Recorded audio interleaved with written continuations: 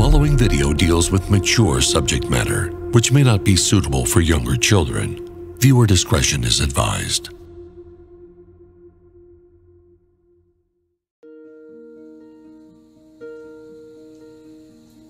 Hi, I'm Daisy Boyden, and you're watching Hammers and Peters.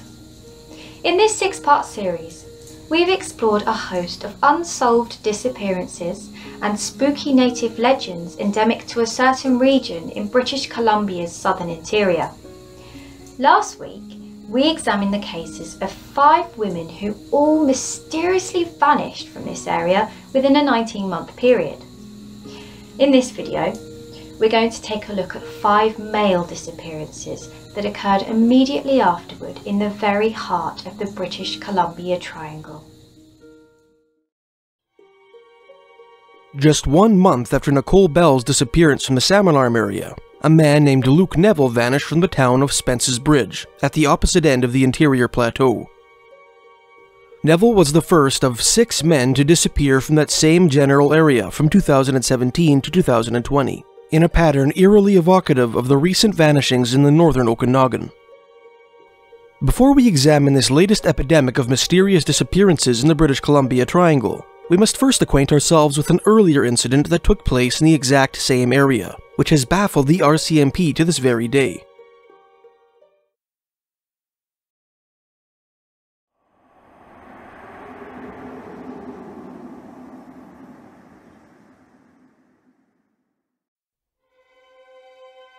Halfway between the cities of Kelowna and Merritt, at the edge of the BC Highway 5A, lies Stump Lake, the little brother of the more southerly Nicola Lake.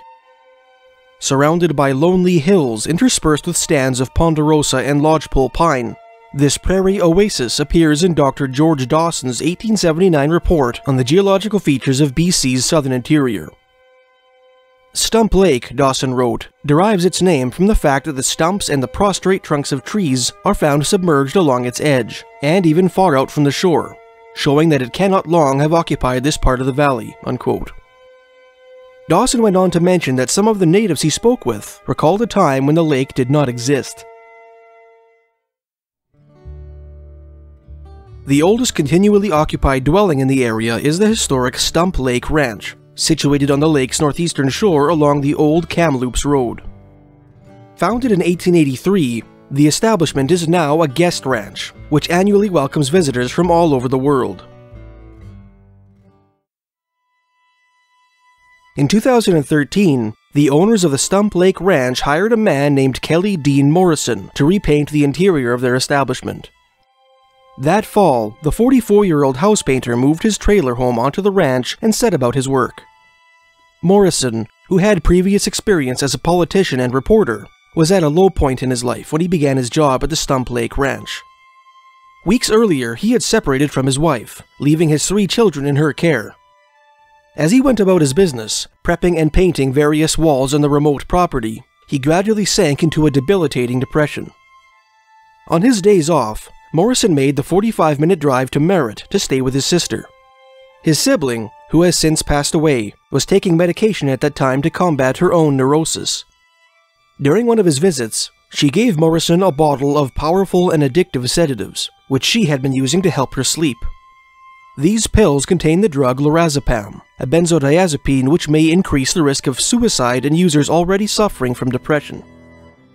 Morrison began taking the pills his sister gave him in the evenings after work, hoping that the medication would take his mind off his current woes. Eventually, he began to take the pills during the day while he painted.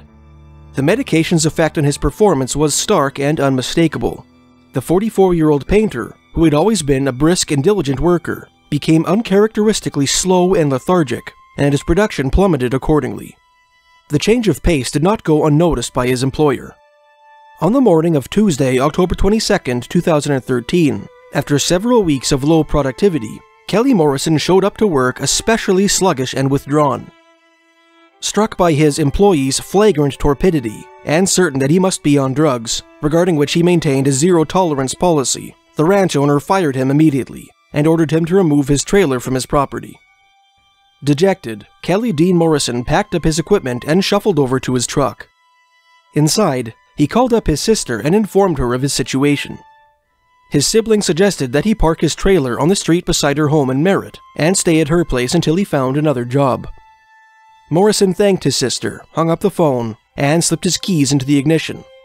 Then, in what seemed to be the cherry surmounting the worst morning he'd endured since his breakup, his truck failed to start. At about 9:30 a.m., a tow truck company in Merritt received a call from Kelly Morrison, requesting that a driver meet him at the Stump Lake Ranch.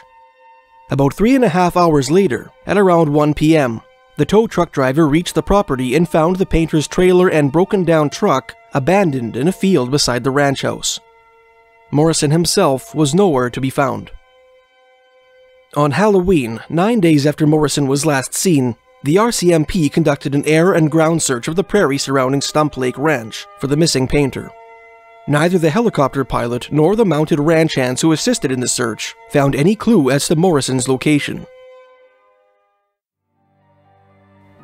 2 weeks later, on November 13th, concerned citizens from the surrounding community conducted their search of the sprawling Stump Lake Ranch, the first of 3 volunteer-led search and rescue operations to which the property would be subjected, none of which yielded any hints as to Morrison's whereabouts. "We just don't know what happened," said Morrison's mother, Elizabeth Faber, in an interview with the press. "It's a complete mystery." Later in the interview, Faber revealed that all of Morrison's possessions, including his wallet and personal effects, were found in his trailer, and that none of the money in her son's bank account was touched following his mysterious disappearance. Bizarrely, Kelly Morrison was not the first member of his family to vanish under unusual circumstances. In the mid-20th century, his grandfather went missing and was eventually declared dead, only to be found 30 years later living on the streets. Morrison's uncle similarly vanished in the 1970s and was found murdered shortly thereafter. In the summer of 2016, 3 years after Kelly Morrison's disappearance, Mrs. Faber hired a private investigator named Denis Gagnon to look into her son's case. Despite Gagnon's efforts, the fate of Kelly Dean Morrison remains as much a mystery today as it did on that fateful afternoon in the fall of 2013.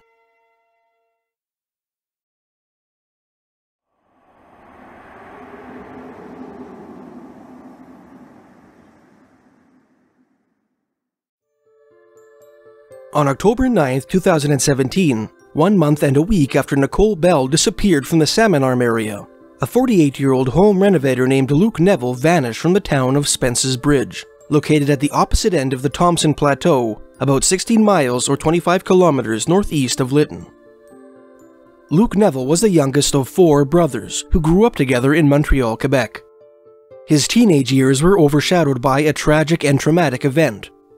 In a website maintained by his brothers, a short biographical summary of Luke's life seems to imply that the youngest Neville brother witnessed his father commit suicide when he was 15 years old. When Luke was in his late teens, he moved with his family to Ottawa, Ontario. After working a variety of odd jobs and experimenting with different professions, all 4 of the Neville brothers became professional firefighters, working side by side in the Ottawa Fire Service. "It just speaks to the way our dad brought us up. Always take care of your brother, and everything is about family," said Luke's brother Mark of the close bond that existed between his siblings. "Family, family. He drilled that into our heads. Your friends will come and go, but your brothers will always be there for you," unquote. In 2001, Luke Neville, no longer willing to endure another Ontario winter, traveled the world in search of warmer climes. Eventually, he settled in the tiny village of Spence's Bridge, British Columbia. He shared a residence with 2 roommates, started a home renovation business, and settled into a comfortable routine that would last 13 years. In September 2017, Luke Neville flew back to Ottawa to celebrate his nephew's wedding. For a week prior to the ceremony, he visited with his brothers and other family members, living out of a houseboat that he rented.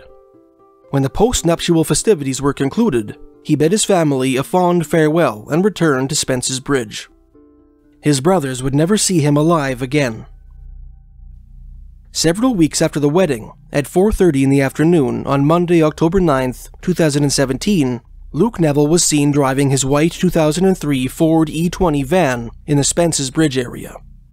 He did not return to his residence that night, and the following evening, at 11:55 p.m., his roommates reported him missing to the Lytton RCMP. The next day, police found Neville's white van about 20 kilometers from his residence on the Sackham Forest Service Road, a logging road which meanders along the eastern slopes of the Thompson River Valley. The vehicle was scorched inside and out, as if it had been set on fire. The police searched the vicinity of the burned-out van but found no sign of Luke Neville. Early into their investigation, the Lytton RCMP informed Neville's family that they considered his disappearance suspicious and did not expect to find him alive. The case was quickly taken over by the RCMP Southeast District Major Crimes Unit, whose media relations officer, Janelle Soyet, released a statement declaring that the police were not at liberty to divulge the evidence that they had gathered, but that they were confident that Luke's disappearance was not the work of a conventional predator.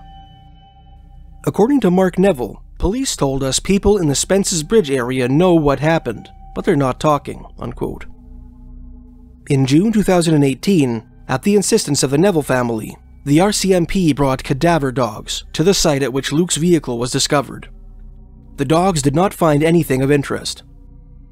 Later that fall, a Kamloops-based drone operator named Ryan Hillaby, with the assistance of a local Thompson Indian band, conducted an unmanned aerial vehicle reconnaissance operation around Nikoman Falls, a 272-foot-tall waterfall located south of the logging road on which Luke Neville's van was found, in an area practically inaccessible to both helicopters and ground searchers.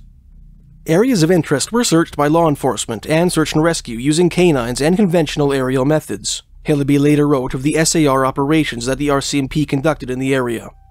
Neither method came up with positive results. While we did not find any objects of interest, we were relieved to eliminate one potential location where Luke might be found, unquote. On January 29, 2019, Mark Neville traveled to Spence's Bridge and erected 2 billboards on the side of the Trans-Canada Highway, one at either end of the village. The signs include Luke's name, some basic information regarding his disappearance, relevant contact details, and a plea that anyone with any information regarding his brother's disappearance contact the authorities. Above a portrait of the missing man are the words, "Someone knows something."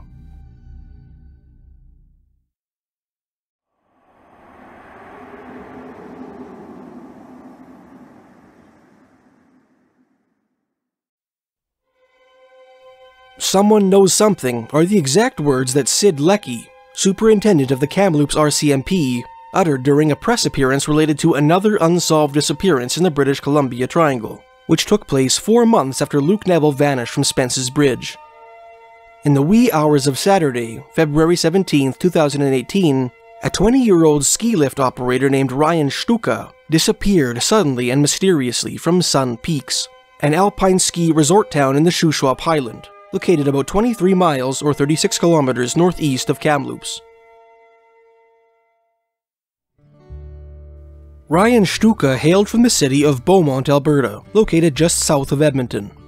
Until the ski season of 2017, he had lived at home with his parents, Heather and Scott, and his 2 younger sisters. Those who knew him described the athletic, 6-foot-tall Albertan as jocular and easygoing, a man who avoided confrontation, but could hold his own when push came to shove. Following his high school graduation in 2015, Shtuka had spent a year working for his father's construction company, followed by a year of post-secondary education. Unsure of the direction in which he wanted to steer his life, he decided to dedicate the winter of 2017 and 2018 to snowboarding, one of his great passions. To facilitate his adventure, he would work as a ski lift operator at Sun Peaks. His parents supported his decision, although some of his friends considered it uncharacteristically spontaneous. On December 1, 2017, Ryan Shtuka hugged his family for the last time and made the 9-hour drive from Beaumont to Sun Peaks. He and 5 other seasonal workers, including an old high school friend with whom he would share a tiny bedroom, moved into an old cabin at the southwestern edge of town, near the main road leading into the village. Shtuka quickly settled into his new routine as a ski lift operator, spending every spare opportunity carving the powder on the slopes of Sun Peaks. Despite being naturally introverted, he made fast friends with his housemates, and often went out for drinks with them on the weekends. It was just such an outing from which the 20-year-old Albertan vanished without a trace, on the night of Friday, February 16, 2018. That evening, after ending their shifts around 7 o'clock, Ryan Shtuka and his 5 roommates headed to Moss's Bar and Grill, in the heart of the village near the main drag. After eating, drinking, and socializing for some time, the friends headed to Bottom's Bar and Grill next door, where they each received a pair of wireless headphones and participated in a silent disco. The night flew by in a flash. In the words of Chris Feeney, a 31-year-old Australian and one of Stuka's roommates who had participated in the outing, quote, "It felt like 2 Backstreet Boys songs and the night was over. None of us were ready to go home, and we heard about a house party that may be going on," unquote. The friends headed over to the party, which proved to be a casual gathering of several dozen ski hill workers, and prepared to employ the rest of their night in drinking and socializing. The venue was a residence on Burfield Drive, located a 5-minute walk from the cabin they shared, at the edge of the woods covering the foot of Mount Morrissey. Midnight came and went, and by the early hours of Saturday, February 18th, several of Stuka's friends were considering heading to bed.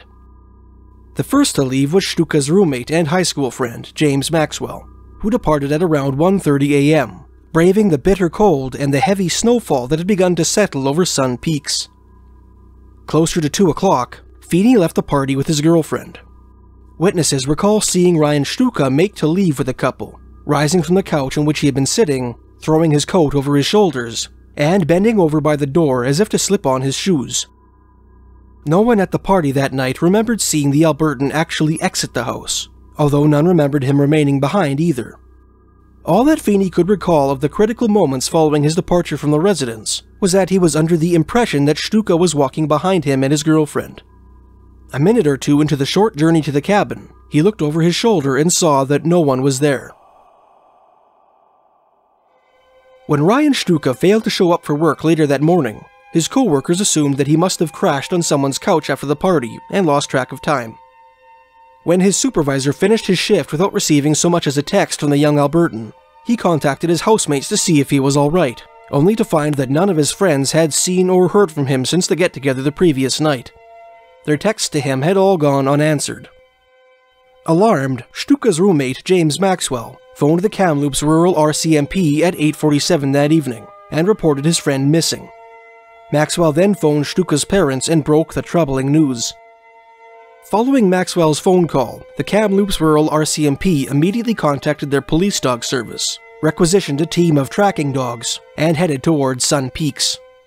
Guided by Stuka's roommates, the Mounties took their dogs along the trail from the Burfield Drive residence to the shared cabin, as well as along every other path the missing man could have possibly taken following his supposed departure from the house party. Bizarrely, the canines were unable to find a scent trail.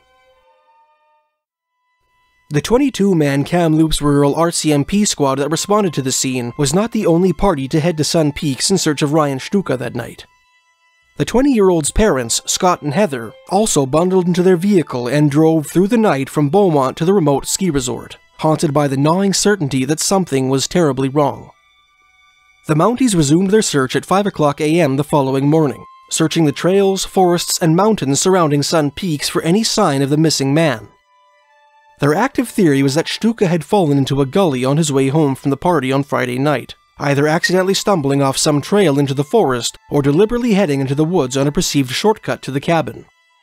The Sun Peaks area had received heavy snowfall all weekend, and if Stuka had lapsed into unconsciousness somewhere in the wilderness, he could well be covered by a layer of fresh snow. Assisted by 24 volunteers, the search and rescue personnel combed the area with snowmobiles, tracking dogs, drones equipped with infrared cameras, and a helicopter. They searched until well after dark, finally retiring around midnight without having uncovered a single clue as to Stuka's location.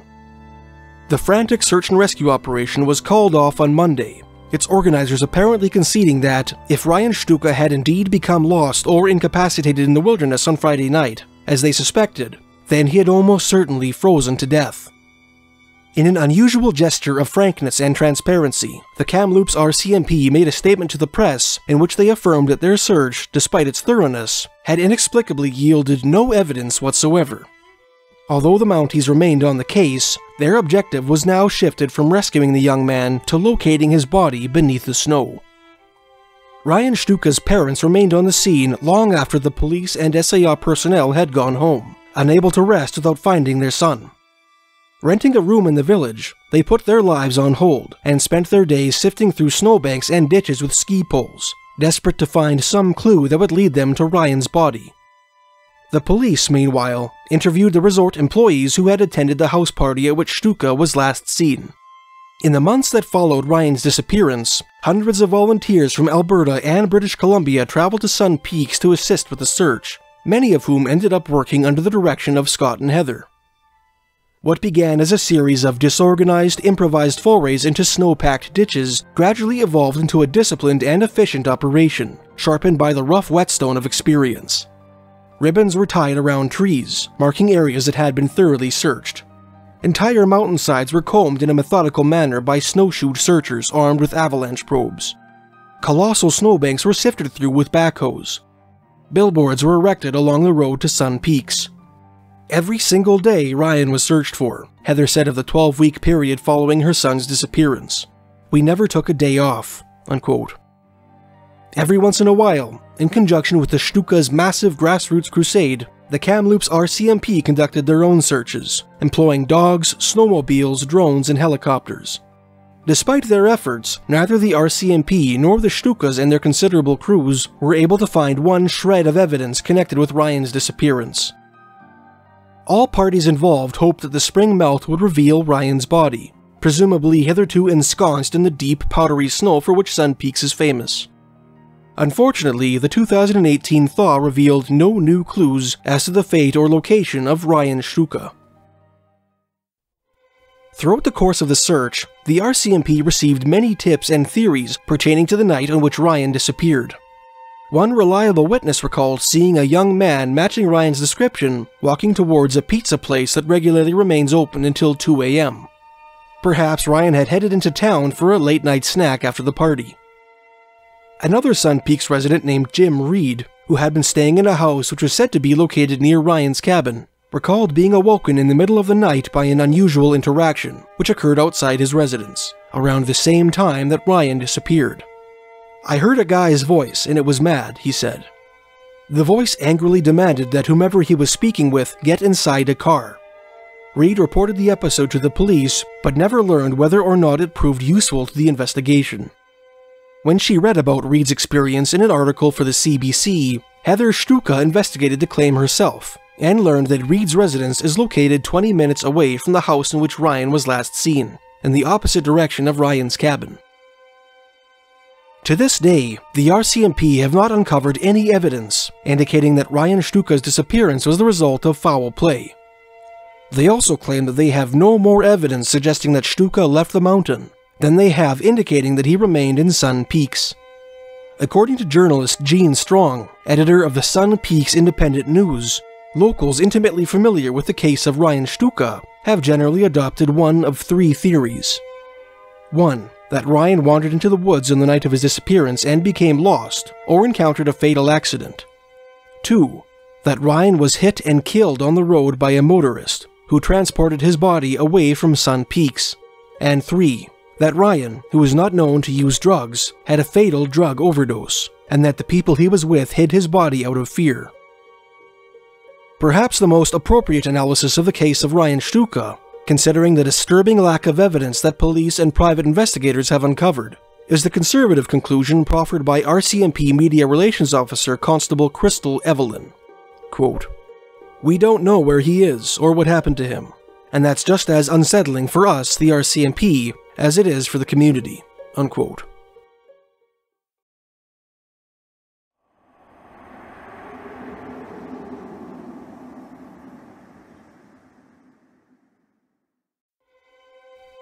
Nine months after Ryan Shtuka's disappearance, a cowboy named Ben Tyner vanished from a ranch near Nicola Lake, just northeast of Merritt, located on the BC Highway 5A, the same remote road near which Kelly Dean Morrison was last seen. 32-year-old Ben Tyner had worked in the ranching industry his entire life, growing up on his family's ranch in Wyoming. In the words of his father, Richard, Ben has been around horses, dogs, and cattle since he was born. Unquote. Those who knew him described him as strong, tough, and perfectly capable in the backcountry. When Tyner's family purchased the Nicola Ranch on the banks of Nicola Lake in October 2019, Ben traveled 700 miles northwest into Canada to work as its manager, bringing his favorite horse, a gentle chestnut mare along with him. On the afternoon of Saturday, January 26, 2019, on one of his days off work, Ben Tyner saddled his horse and rode into the hills, perhaps to look for wandering cattle, leaving his truck and trailer parked on the ranch house driveway. He never returned from his mysterious excursion. We don't know where he was going, his co-worker Tanny Strava later said of Tyner's departure from Nicola Ranch. It's totally out of character for him to leave the ranch without notifying someone. None of this is adding up. It's a flippin' mystery, unquote. 2 days later, a crew of loggers headed up the OK Forest Service Road, a logging road which winds along the slopes of Squawcum Mountain, joining the BC Highway 97C northwest of Merritt. At around 12:30 in the afternoon, near a place called Winnie Flats, the loggers found the missing cowboy's favorite horse. The animal was fully saddled, and aside from having only one rein and appearing to be spooked, seemed to be in good condition. Nothing attacked the horse, Strava told reporters. Something might have scared it, but there's no blood, no spur marks, no scratches, unquote. The animal was taken to a local brands inspector, who confirmed the animal belonged to Tyner. The Nicola Ranch was notified, and the cowboy's disappearance was reported to the RCMP. Immediately, the Mounties coordinated an extensive search of the area, deploying police dogs, snowmobiles, vehicles, drones, and helicopters.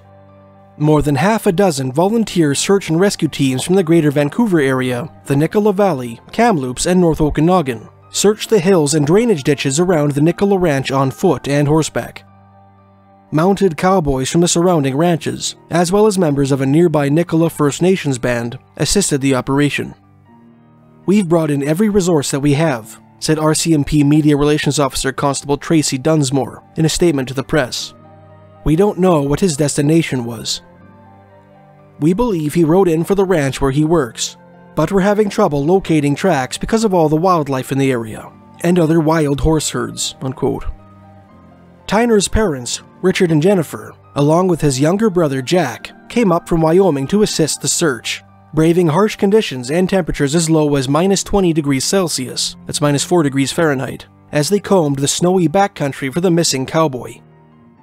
Police and volunteers searched without respite for a week, finally suspending the operation on Sunday, February 3rd, on account of extreme weather. Later that week, the RCMP announced that its Major Crimes Unit had joined the investigation into Ben Tyner's disappearance. Despite that ominous development, the RCMP issued a statement declaring that they had uncovered no evidence suggesting foul play was involved.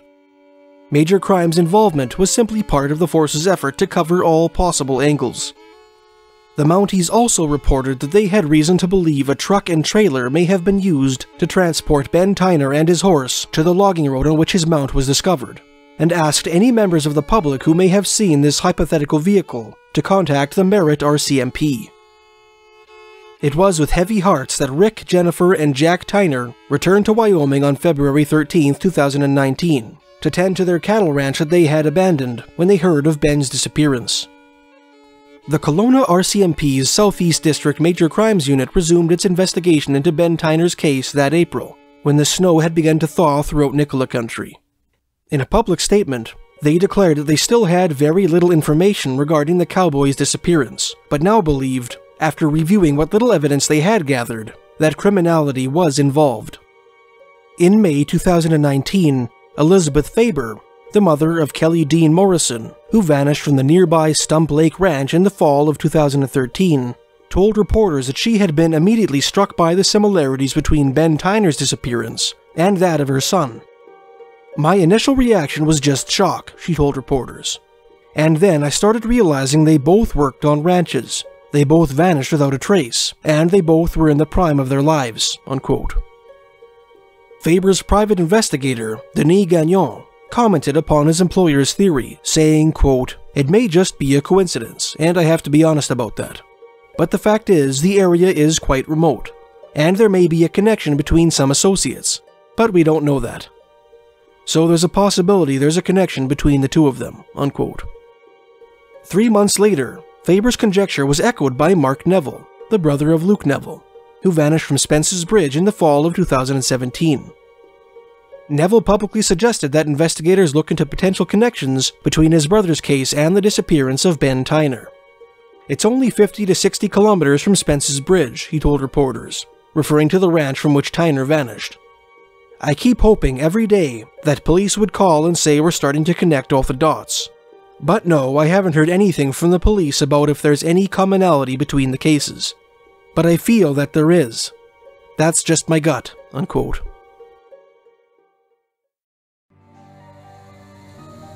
Next week, we'll take a look at 3 more men who vanished very recently from the same general area, along with 2 dramatic manhunts with which the cases might be connected. Join me next week for the final instalment of this 6-part series on the British Columbia Triangle.